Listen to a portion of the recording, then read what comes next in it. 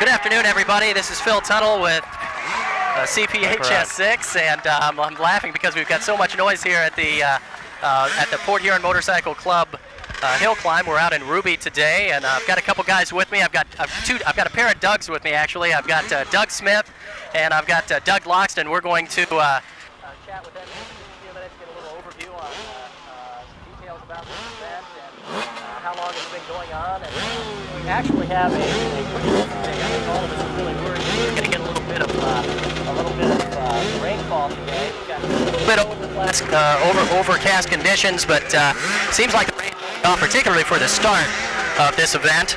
And Doug Loxton, he's one of the principals in the Port Huron Motorcycle Club, or the organizer of this year's event. How many bikes today do we have in the field here, Doug? I quit counting at about 48. Oh, did you? So I don't know how many are in here actually right now. They've got a count over at the scoring table next door here. We'll have an actual count here later on in the day, so we'll give that report to you. Okay, we were talking a little bit earlier that there may be as many as, say, 52. I wouldn't say that that's probably too far off at this point, would you? By the looks of things, it looks like it's pretty close here right now. Okay. We're going to get a good look at the hill here in just a minute, but tell me a little bit about the conditions for the hill climb today. They're beautiful today. We were afraid we were going to get some rain. Obviously, we didn't. It's nice and dry. It's real good conditions. Okay. Excellent. We're getting ready to get started.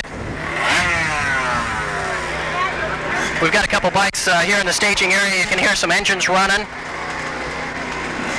And as you can see, this isn't a real long hill as you take a good look at this hill. Now, there's a lot of organized hill climbing events put on by AMA-sanctioned organizations throughout the state of Michigan.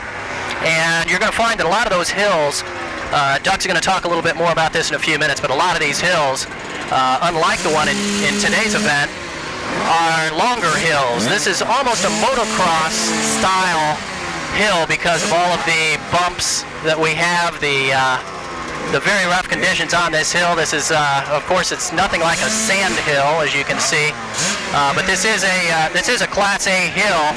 And Doug, tell me a little bit something about some of the other hill climbing events. What are the hills like at the other events throughout the state? There are what, 2 or 3 other major events? There's Bridgeton and Muskegon both are hills that are.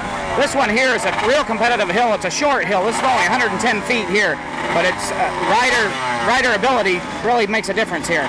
Most of the hills are just uphill drag races. They're real smooth, and they're not quite as steep an incline as we have here in Ruby. But if you can visualize a nice flat surface and then put a grade on it at about maybe 45 degrees, and that's basically what you have around the state. And then we cut a couple trenches across the center of them is what they do to make it competitive. You got to time yourself to jump the jumps. Our hill here, we don't have to do that with, of course, because as you can see, the terrain is all natural, and there's a bunch of bumps and dips and ruts and whatnot that the rider has to try and avoid while he climbs the hill. Now, how long does it take you to prepare for this event? Do you have to come out here a week or 2 before the event and do some clearing and lay your markers down and that kind of thing? We usually set up the day before. We set up our safety fence here behind us, Phil, at the bottom of the hill. We normally set that up on a Wednesday night before the climb. Then we come out and trim a few trees, and then we come out on Saturday and be sure everything's ready. And Sunday morning is when we chalk out the course. Okay. We actually plot it out and tape it out and everything. Okay, now when you measure this, it comes out to 110, is it? 110 actual timed feet. We're using a clock, a timer here that once a rider leaves his starting post, he's got about a 15-foot run there before he breaks the first beam. Okay, now that'll be from the beginning of the logs right here that mark the... Okay, that's where they're going to roll the bikes back up, right? Okay, let their back tire rest against that before they get... So that's really all the start they have is about 10 feet. Exactly. That makes it a little tougher, I'd imagine, huh? It does. Yeah, I'm used to being out on a non-professional course and seeing the guys take a nice long... long run at it, and they don't have the advantage of doing that here today. Now, if this course is 110 feet and there are a couple longer courses in the state, how would the length of this course compare to some of these others? This is real short, real short. Most of them are about 250 feet. This one here, like I say, is only 110 feet, but it's real competitive. Yeah. Is the word. Doug, thanks for talking with us. We're going to talk with Doug Smith now for a few minutes. We'll be coming back to you here in just a little bit. I know you've got a lot of work to do, keeping everything organized, keeping everything running smooth. I appreciate you stopping by for a few minutes to talk to us. Doug Loxton of Loxton Radiator and the Port Huron Motorcycle Club. We'll chat with you here in just a little bit. Thanks, man. Thanks. Doug Smith. Yes. You've been a busy guy today too, I understand. You're the one that's been taking a lot of names down and getting some information on the riders. I was chatting with you just a few minutes ago to see if we had all the names. Now, we have how many different heats are we going to be running? There's 10 different classes, I believe, here today, isn't there? 10 different classes, yes. Okay. Heats, there's going to be, I believe, 2. I'm not sure. Doug Loxton probably knows as good as anybody. At least 2. Okay. Runs today with a break or an intermission in between. Yeah, it's my understanding that all the bikes do get 2 runs at the hill. We're getting into the very first class right here. We can see a couple bikes have already just started to go up, and a couple of them taking a little spills, and now they're running back down the hill. Smaller bikes first. Smaller bikes first. Smaller bikes first, okay. Yep. Let's talk just a little bit about who we have in the first class here. We've got a listing of, I think, all the heats that we're going to be running. Right. We've got different classes. Tell me a little bit something about the classes. We've got 86 to 125 cc, 126 to 200. They break them out in categories or heats based on the cubic centimeter cc size of the engines. Of course, when we get a little bit later into the afternoon, we'll be getting into some of the big bikes, which is what a lot of the folks come to see. The open class is a 750 and up. And we've got 3 riders today in class number 8, which is going to be a little bit later on in the afternoon. We've got the seniors that are going to be running right after the open class. And we've got, let me see, we're turning the page too fast. We got 6, looks like 6 bikes right now in the senior class. And then this would be what, 60s? 60-inch, I believe. 60-inch. Under, I believe. Okay. Maybe that's over. This would be an open class once again. Okay. It's been a busy field. We can go through and count these, but we've got somewhere in the neighborhood of 52 bikes out here today. You've run this hill before, I think, Doug, haven't you? 2 years ago. Did you? Tell me a little bit about your experience with this particular hill. I got lucky and went up the left side and got a second place. Oh, did you really? Yeah. And what class were you running? Standard 500 cc. Had a 500 Honda, and went up the left side, straight line. Got a second off the fastest hill of the day, or fastest time of the day. Yeah. And had a great time. That's great.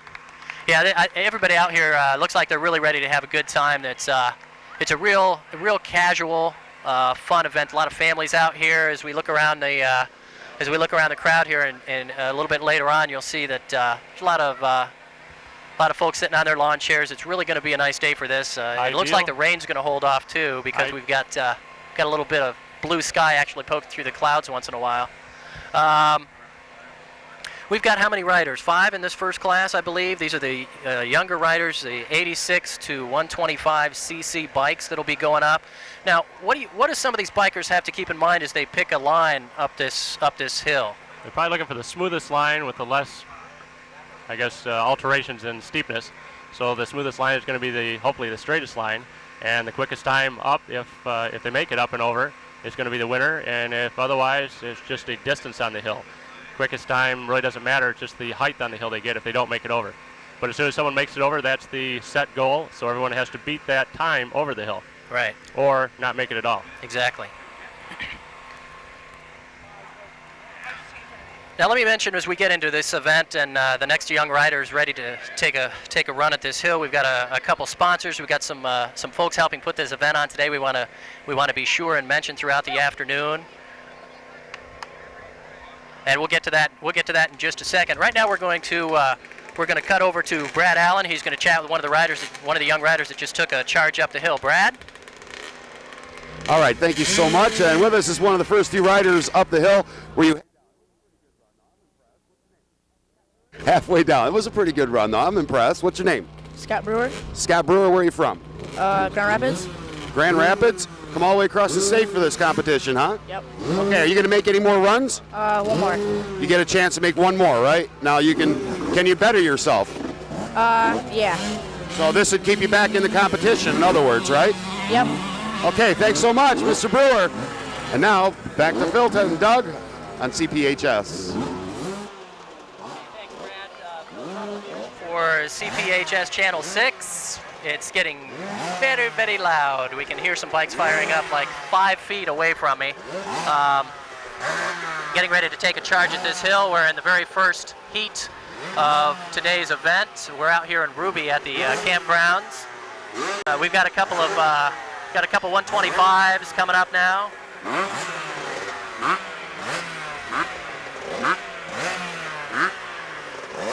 And if I can be heard, I'm going to try and mention a few of the sponsors for today's event.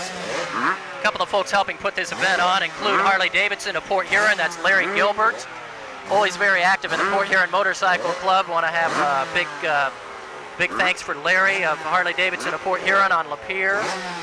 Trax Food and Spirits at 936 Military Street. That's directly across from the Port Huron Times-Herald in downtown Port Huron. They have food and spirits till 2 a.m. Another sponsor today includes Secured Storage. Secured Storage on Yeager Street. That's Bill and Mary Wall. They also have the Ryder truck rental there at Secured Storage. Their number 985-5300. And there's a few others to include too. Of course, Loxton Radiator, always very active in the motorcycle club. Doug Loxton of Loxton Radiator here just a few minutes ago talking. Big four-stroke firing up right now. Speaking of big four-strokes, Ironclad Cycles. Ironclad Cycles of Port Huron, another sponsor. General Roofing Company is the folks that supplied us with a truck with the boom at the top of the hill. We're going to be seeing some real nice camera shots coming down from the top of the hill. The boom operator from General Roofing is Kelly Penn. Big hand to Kelly up there, manning the boom for us. And in fact, the guy who has the most fun today is the guy in the boom at the top of the hill, our cameraman for CPHS 6.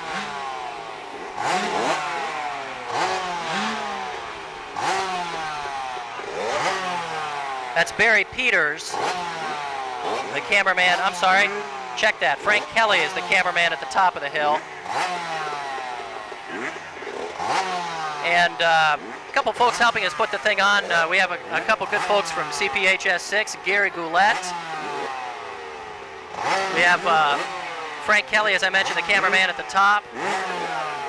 Barry Peters is our camera person here at the bottom of the hill as another rider takes a charge at the hill and has a real good run, makes it all the way to the top.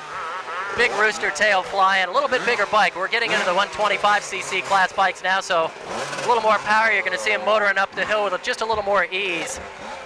Of course, a lot of these bikes really are set up for motocross. The hill climbing bikes that are strictly for hill climbing competition usually will have like an extended swing arm on the back, give a little bit more leverage as they go up the hill.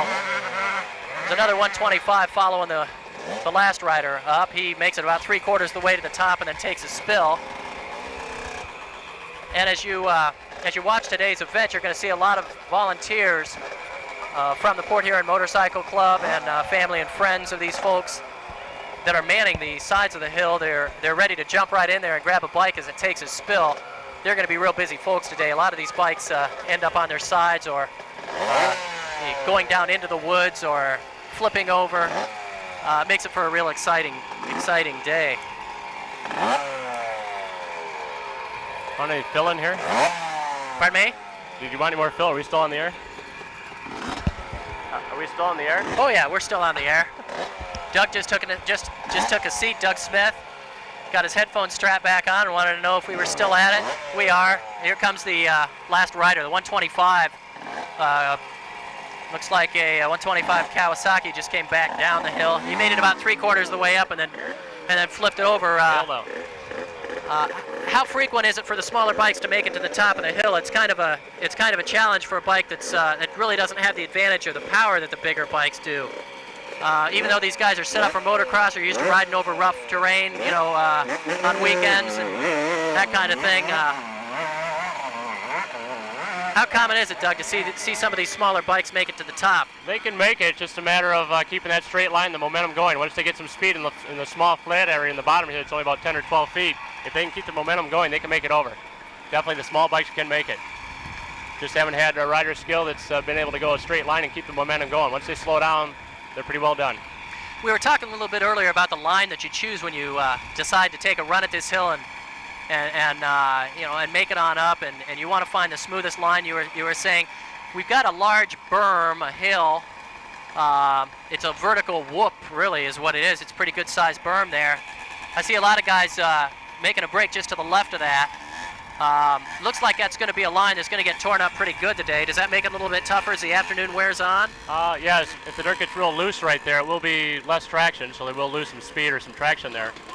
It's kind of like a ditch right down just left of center on the hill all the way up. I think that's just from natural erosion. It's been eroding away for how many years now, whatever. Yeah. And if they can stay right in that rut, they're fine, but as soon as they start going up the side, they start fishtailing sideways. And if they start climbing out of that ditch, they start losing traction, and they're pretty well done after that. Yeah, we've got some sunshine coming back through now. It seems to be kind of peeking out on and off. It's really going to turn out to be a nice day. The temperatures were actually a little bit cooler earlier. We had a lot of folks like yourself. You still got a sweatshirt on. It's really a perfect day. We don't have any rain, and we don't have 90-degree temperatures, and that's really two things that have been kind of rare for us lately. Have a nice sunny, cool day. You know? Yeah, this is the best I've ever seen it. The hill's dry. It's not too hot. Usually it's maybe down in this hole like we're at. There won't be a north wind like there is today. It may be 90 to 100 degrees down here with no wind, lots of humidity, lots of mosquitoes. With the sun coming out now, they'll dry up the hill even better. I haven't seen it in better shape ever. That's great. In the 2 years I've been out here. I was talking to Doug a little bit earlier. He was saying last year actually turned into a little bit of a nightmare almost because they got into some rain, and of course when it rains they don't just stop the event. They just make a run at a mud hill rather than the drier conditions that we've got. We're going to keep right after it. If it does rain, that's going to really make for an interesting run. Yes. Look, we've got a Kawasaki. I see a lot of dirt bikes here. A lot of the smaller 125 to 250 cc class bikes, even going up through the 500 class. A lot of these guys race motocross on the weekend. Isn't that right? Correct. You were talking to some of them earlier.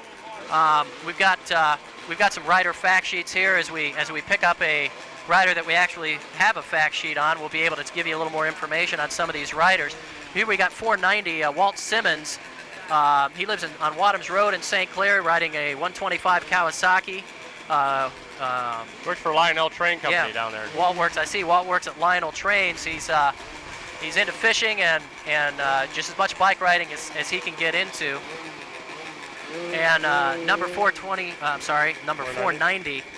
Riding a stock Kawasaki 125. Going to make a charge at the hill here in just a second. These riders can take practice hole shots, but they cannot run up to and break the line. We've got a actual laser beam going across the bottom of the course here. The gentleman over to the camera's right in the blue t-shirt is looking right at the beam now, making sure that the alignment is correct, because that beam hits a reflector on the other side of the course on the camera left as you're facing the hillside, and the bike run actually starts with the front tire, breaks that laser beam, and starts on up the hill.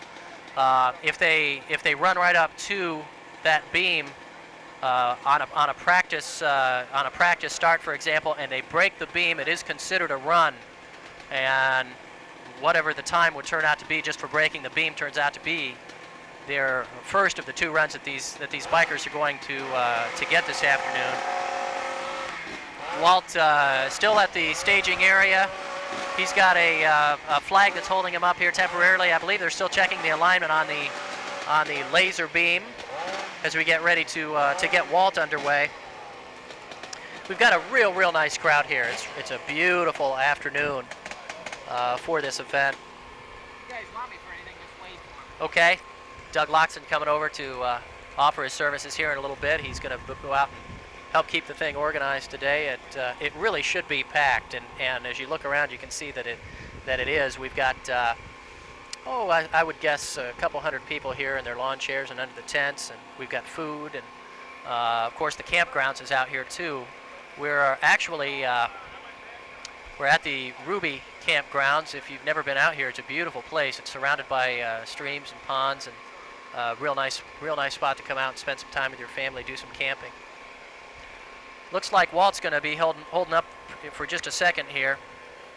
Walt is in this class with 5 other riders.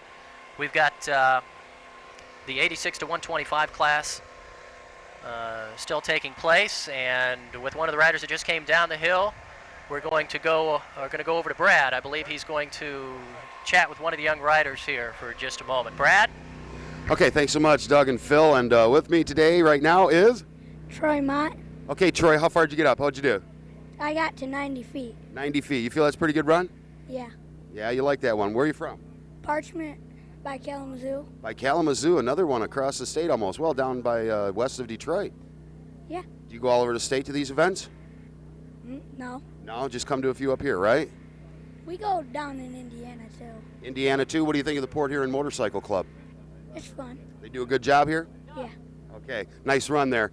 Okay, I'm Brad Ellen, and now back to Doug and Phil on CPHS. Thanks a lot, Brad. I'm going to borrow a headset since we're a little bit short on microphones. I'm going to put this over here just for a second on Doug Loxton. And I had some questions for Doug on the event. Doug's with the Port Huron Motorcycle Club, one of the organizers, or the organizer, of course, of today's event. And the Port Huron Motorcycle Club's been at it a lot of years. This is a club that was established in 1948. Correct. There's 52 members you were mentioning a little bit earlier. What's the earliest that you know of that a hill climb event has taken place? Well, I went back and talked to Don Slat here earlier before the event started, and I asked him. He's been around here since 1957, and he says they were hill climbing. The Port Huron Motorcycle Club was hill climbing at this site before that. He doesn't have an actual date, but he's the oldest guy I could really go to find out. And it looks like Walt Simmons just had a real nice ride, made it all the way up to the top before he got a little bit sideways there from the Walt from St. Clair, riding the 125 Kawasaki. And Doug Loxton, we've got one rider at a time racing. I know that we're going to be running this series of heats throughout the day. We've got the smaller riders that are going first. In fact, right now, as I mentioned just a minute ago, we're looking at the 86 to 125 class. It's running right now. Right.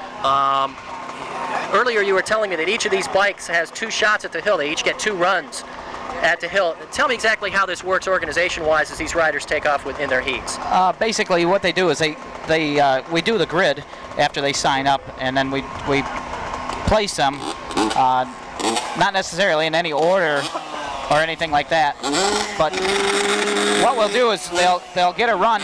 Their first run that they take here will be a basic run. Okay, they will record that time, and then they'll take a second run, and their time will be for the second run. Okay, so their first run, it's not necessarily the lowest time out of both their runs. The time is taken from the second run. The first is almost considered a practice, isn't it? Well, we've got a big tumble here. As another bike, I didn't even see the number on it, in fact, but another bike went halfway up and then he got sideways. How often do these bikes run down into the woods? It's a pretty exciting event to watch because a lot of them get sideways, as we've seen even so far today. It's common. Is it? They go off quite a bit. That's our hill workers are prepared for that sort of thing. Sometimes if you're working the hill, sometimes it feels like the rider and the bike are chasing you down. Oh, I'll bet. You have to be ready to move. That'd be a scary place to be when you get up there, particularly in the big bikes, the bigger open class bikes that get a little more intimidating, you know, the big 4-stroke thumpers and that kind of thing, you know. When you get a 400, 500, or 600 pound motorcycle coming at you, it is fairly intimidating. I'll bet. But no, we were talking about the time, the first, the 2 runs, and they time them both. I'm not real sure. Now I'm coming back to you with this. Bob Hammer, of course, is our referee of the day. I'm not sure how he's got it set up. Usually there's an option there where you can either take your fastest time or your second run is what determines what. Now where is Bob? Doug, is this him right here in the blue He's our shirt? starter at the bottom of the hill here. Okay. He's making sure everybody's on the up and up. What is he doing with the flags? Explain the system here. They signal back and forth unless there's green and red flags here at the bottom and top of the hill, and they communicate back and forth with those. Okay. The red flag, of course, means don't send anybody up the hill, and the green flag means it's all clear. To send a rider. So when Bob Hammer down here, our referee, gets a green flag from the top of the hill, he's clear to go. And he's up and over the berm and trying to make the rest of the way up the hill before he gets real sideways. He got upside down there, in fact, friends. That was a good ride. It was. especially he went over the hardest part of the hill. It is, and yeah. kept it up. Doug Smith was talking a little bit with me. He said he ran this hill a couple years ago and was talking about how rough the line gets as it gets chewed up here on the left. It's kind of a, all the bikes really are looking for the smoothest, fastest way to get up the hill. And how much more difficult does it get? Does it make a difference to the bigger bikes or mostly the smaller bikes? Well, all of them in general. If you take a look at some of the bikes, these tires they have on them, they're called knobbies, and they take big bites and they'll dig trenches in this terrain.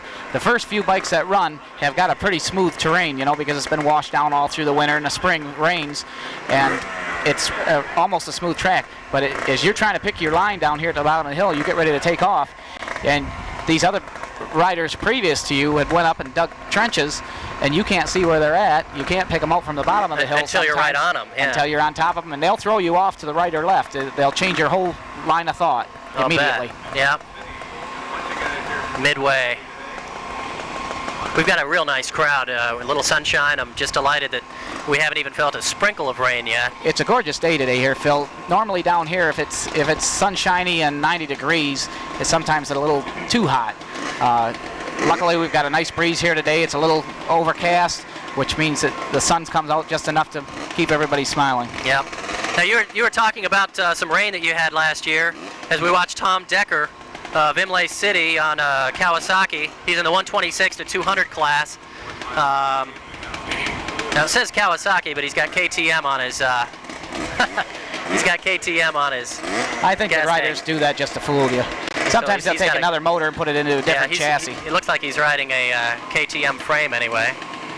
But what did the rains do for you last year? Well, basically what the rains do is this hill has a lot of clay in it. And of course, you know whenever you wet down clay, how slippery it gets. And a lot of the riders make it maybe 40, 50 feet, and that's about as far as they went last year. Most of them. There were a few that went over.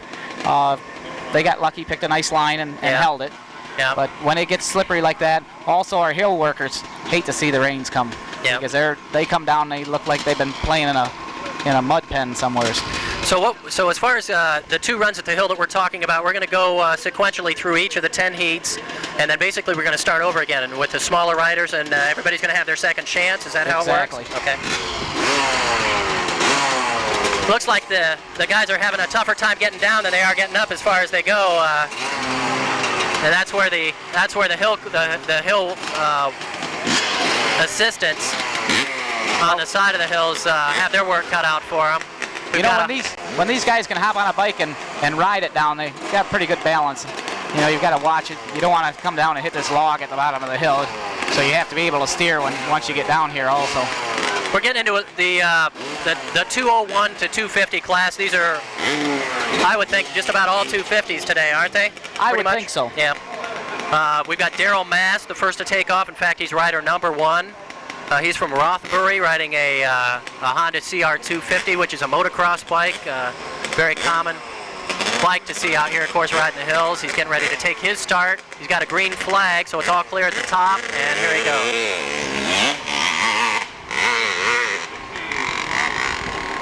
These riders also have to watch it. They don't get it too much throttle because it'll bring them right over backwards. Absolutely. So you have to feather the throttle going up the hill to keep your power on. If you become airborne, of course, and you come back down, as soon as you touch ground, it'll flip you. Everybody's sitting down on their way up the hill today. Are there any stand-up riders that stand up as they go up, or is that not very common? Sometimes there is. It's not real common. I haven't seen too much of it.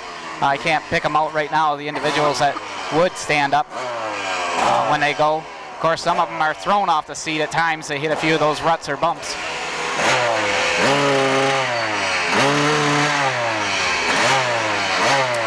These hill workers really like it when the riders do go over the top. That means they can take a break for a second. Yeah, that's right. This is a lot of work. Some of the riders, or some of the hill workers rather, if a rider won't take his bike back down the hill, for instance, we have a rope wheel along the right side there. You see that rope coming down, and we can hook the bigger bikes to that rope, and we lower it down. The hill workers lower the bike down the hill. Or if it's close to the top, we have a rope at the top, and the guys at the top of the hill just pull the bike up and over.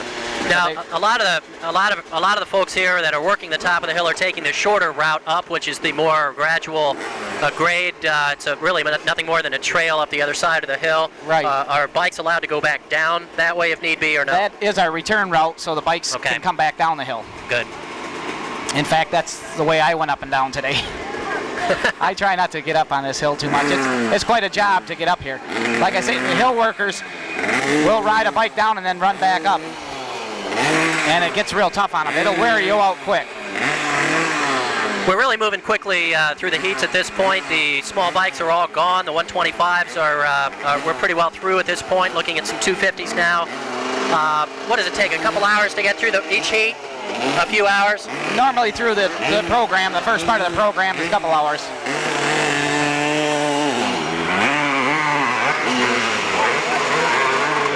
Nice ride. That was a real nice ride there, Phil.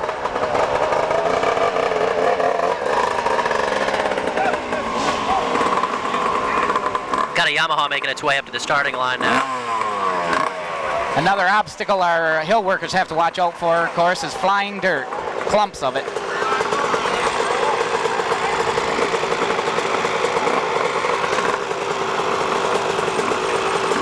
Let's talk a little bit about some of these other races now. You've got 2 events that are going to be held here this year. Number 2 is coming up, I believe, isn't it? Well, we have 2 left after this one today. We have 2 hill climbs here. We've got August 14th and August 28th, our 2 remaining hill climbs of the year. So you have 3 events location. total. Okay.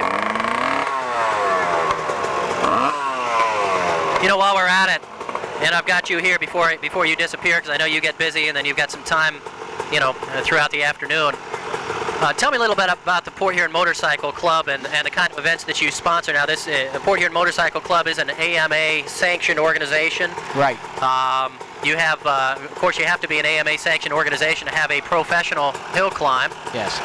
You also have to have a hill that is suitable for an AMA Pro race. What's the difference between this hill and maybe some of the shorter or easier hills? The easier hills are, I guess, too easy. I don't really know the rules that the AMA has on it, but at this location we have 2 hills available to us. We have this one we're using today, which is called a Class A hill, and we have one over to the left of us, which is called a Class B hill. Now the Class B hill is smooth terrain. It's about the same length, but it's just too easy to hold a competitive hill climb on. Okay, so all of the hills that are involved in professional hill climb events throughout the state of Michigan will no doubt be Class A hills. Is that right? Okay. Port Huron Motorcycle Club has a Memorial Charity Road Run coming up. You may want to tell us just a little bit more about while you're here with us, Doug. It's called the Wally Hutchison Memorial Charity Road Run. Tell me a little bit something about that event. That's also an AMA-sanctioned road run, and maybe you can explain a little bit about how that works and when it's going to be. Okay, when this is going to be, it's a road run. It's a poker run. You lay out a course out on various roads around the county or even out of the county, depends on how far you want to go with it. And what it's for, it's all the proceeds that benefit the March of Dimes.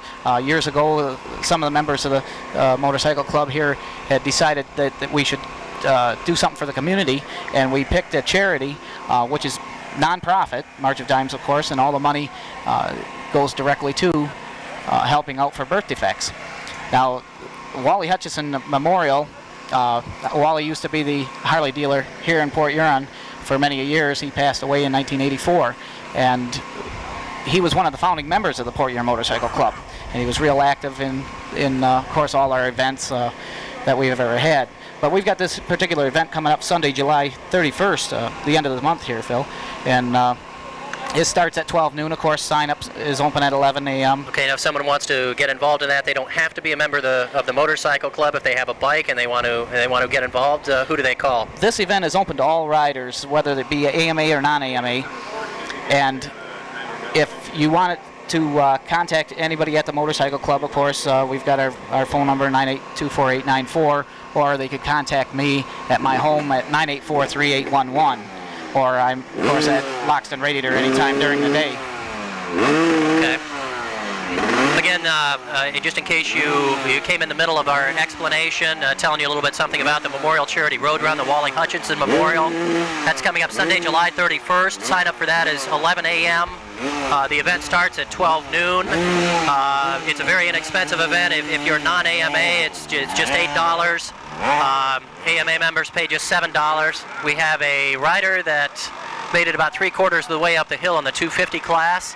I did not see a number plate until he was on the way up, so I didn't talk too much about that particular bike, unfortunately. He appears to be okay. But this March of Dimes Charity Road Run is going to be located right at the Port Huron Motorcycle Club grounds at 3376 Griswold in Port Huron Township. That's where the sign-up will begin at 11 a.m. then? Correct. Correct. Okay.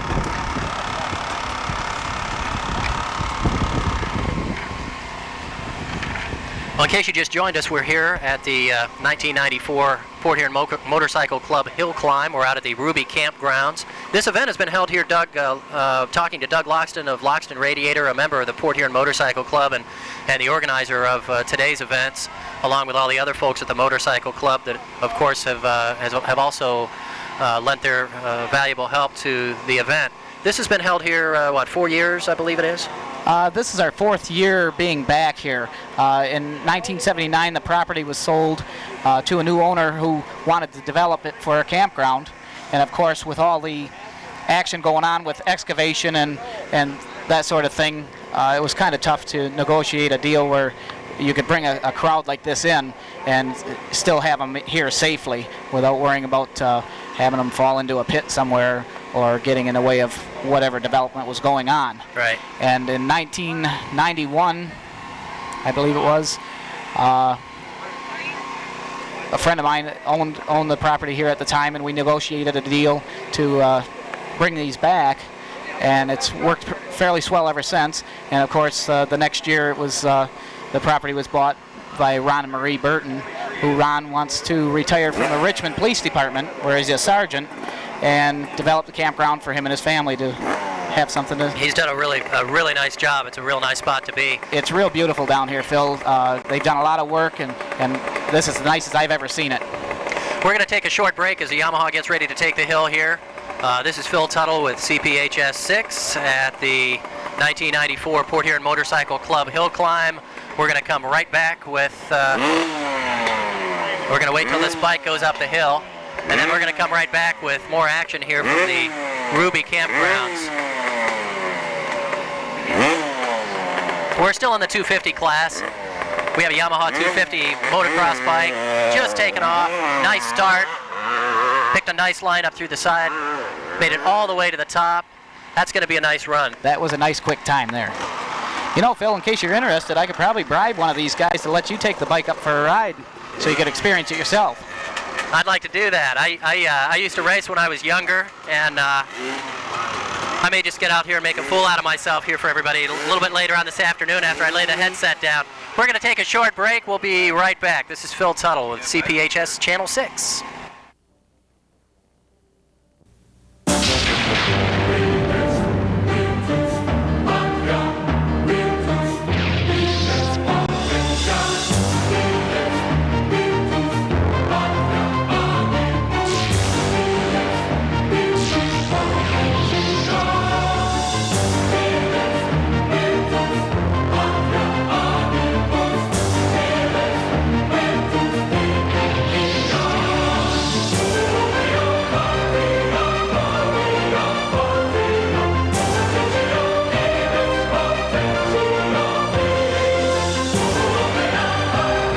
Compete, you've got to be strong. To win, you've got to be smart.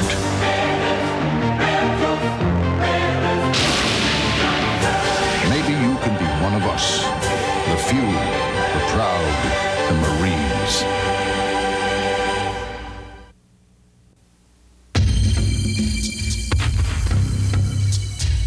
During the Gulf War, the National Guard and Reserve were a vital part of our military effort. All because of their training in management, operational skills, and teamwork. The same kind of training that makes them better when they come back to work for you. When your employees need time off to serve, be a hero and give them the freedom to protect ours.